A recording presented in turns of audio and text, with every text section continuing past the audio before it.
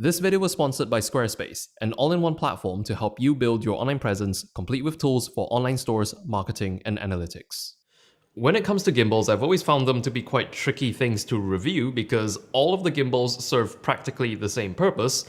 They all stabilize your camera. So today, although I am reviewing another gimbal, let's focus more on how this gimbal is different from most other gimbals. This is the Zhiyun Crane 3 Lab, and simply by the looks of it, it does seem quite a bit different from your typical gimbal. The ergonomics of the Crane 3 Lab, I would describe it as being wildly different because instead of having the cameras and the servos being stuck on a long pole containing the batteries and also serving as the handle for this gimbal is behind the camera when the camera is docked, and when you pick it up, it goes straight into underslung mode, meaning the handle is on top. And I would say that operating it this way does put a lot less strain on your wrist, especially since the payload of this gimbal is about 4.5 kilos, so you can load this thing up quite a bit. But to first answer the question, is this an effective gimbal in terms of actually stabilizing the camera?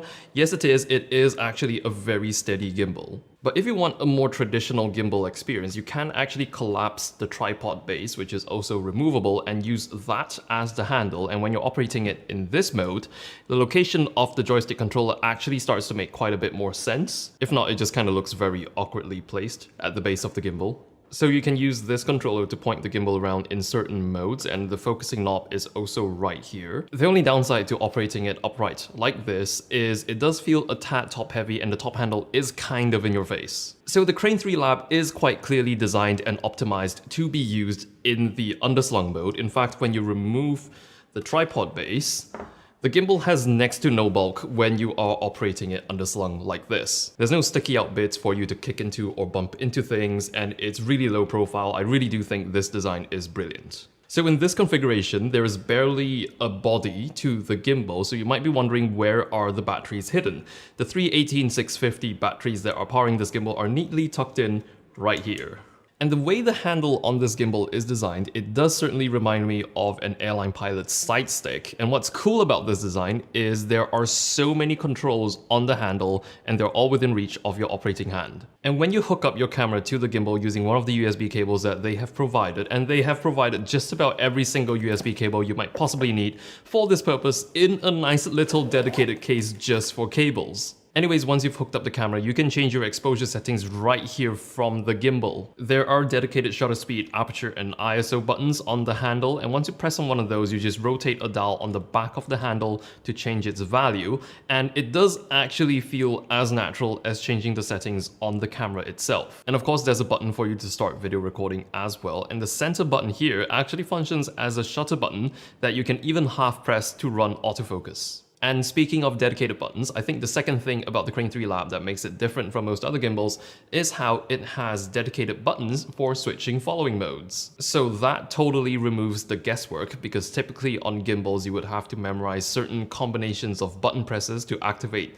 different following modes. On the Crane 3 Lab, there is a labeled button for every mode. Simple as that. With one exception, Vortex mode doesn't have its own dedicated button. Vortex mode is the mode that spins your camera round and round like this. For this mode, you have to double press the POV button to activate it, but there's also a dedicated reset button that resets the gimbal to its neutral position with one click, so this is easily my most used and favorite button on this gimbal. But the pan follow and locking mode buttons are a bit oddly located behind the main body of the gimbal. They are right here, which might make them a bit hard to reach during operation, or at least you'll have to feel your way around them. It's definitely something that you can get used to, but I just found their placement a bit far away from most of the other buttons. Before I move on to answer the question as to why is there an HDMI input on this gimbal, I would like to thank Squarespace for sponsoring today's video. Now, you have probably already heard of them before, and just like gimbals, which were designed to make stabilizing your camera easier, Squarespace makes setting up websites easier. That website could be a portfolio or even a full-fledged online store. As somebody who has previously set up a website before the hard way, I can say that Squarespace really does cut the hassle and takes care of everything for you throughout the process of setting up your online presence. They take care of stuff like domain names, hosting, and search engine optimization, so you don't have to worry about them. And designing a professional looking website with Squarespace is also super easy with their user-friendly website builder. They've even got features like providing detailed analytics about your site, appointment scheduling, and even tools for e-commerce. Head on over to squarespace.com for a free trial, and when you are ready to launch, go to squarespace.com/zproductions to get 10% off your first purchase of a website or a domain. So, about that HDMI input, another thing I find to be quite unique on the Crane 3 Lab is how it has wireless video transmission built into the gimbal. Now, I don't think that this is a feature that we are going to find on a whole lot of gimbals, because typically we would have to resort to our camera's wireless companion app or invest in a wireless video transmission system if you wish to see a wireless preview off of your camera that's being flown on a gimbal. The gimbal comes with a nice short micro to micro and also a micro to HDMI cable that you can use to send the feed from your camera to the gimbal. Wrong way round. Wrong way again? And when you connect the gimbal using the gimbal's companion app called ZY Play, and I swear I have nothing to do with this, it just so happens that my name and Zhiyun's company name share the exact same initials. There's really no need to play with me. But once that's done, in the app you get to wirelessly preview the feed out of your camera.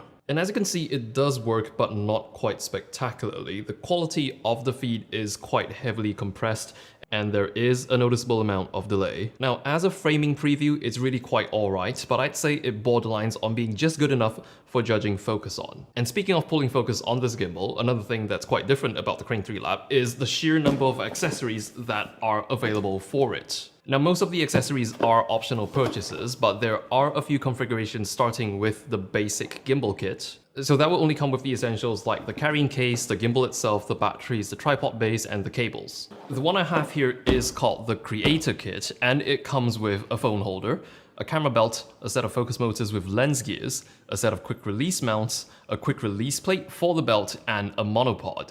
So you can totally kit this gimbal out, although most of the accessories, although they are really good and some of them are really useful, not all of them are essential necessary accessories, though the focus and zoom kit I reckon would be the best addition to the basic kit. The two servo motors they give are also slightly different. One of them is called the Lite and one of them is called the Max.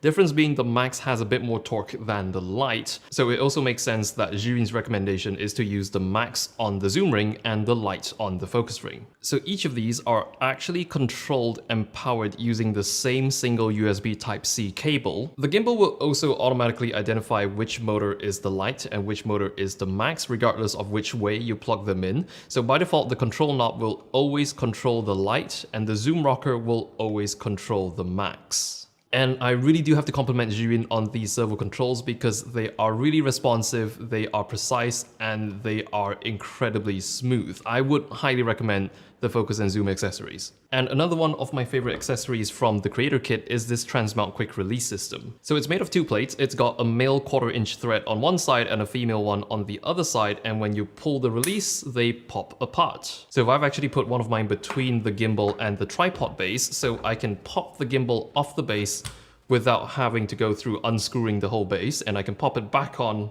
when I want to dock it. Easy as that. So that has pretty much been what I found different about the Crane 3 Lab compared to most other gimbals. But before I end this, I would also like to comment about a few minor things that I found to be pretty cool on this gimbal. This one's quite common, but there is a lock switch for every single axis, so you can lock the gimbal in place without it swirling around, which helps out a lot when you are balancing the gimbal, so you can go axis to axis. And the white bit around the focus controller is actually glow in the dark. I just thought I would point that out. And in terms of pricing for the Crane 3 Lab, it is $700 for the gimbal only, so it's not exactly a budget gimbal, but I wouldn't say it's awfully unaffordable either. For me, this gimbal has worked very well, and I am very happy with it, and it does its one job of stabilizing the camera really well, and I would say that this is one of the best gimbals that I have personally used. So if $700 for a gimbal fits your budget range, I would definitely recommend this as one of the options that you might want to consider. So that is it for today. If you enjoyed today's video, do consider subscribing and hitting that bell icon for more videos just like this, and I will see you in the next video. But until then, here's another one of my videos that YouTube thinks you should watch, or if you don't like a computer telling you what to watch, here's one of my latest videos.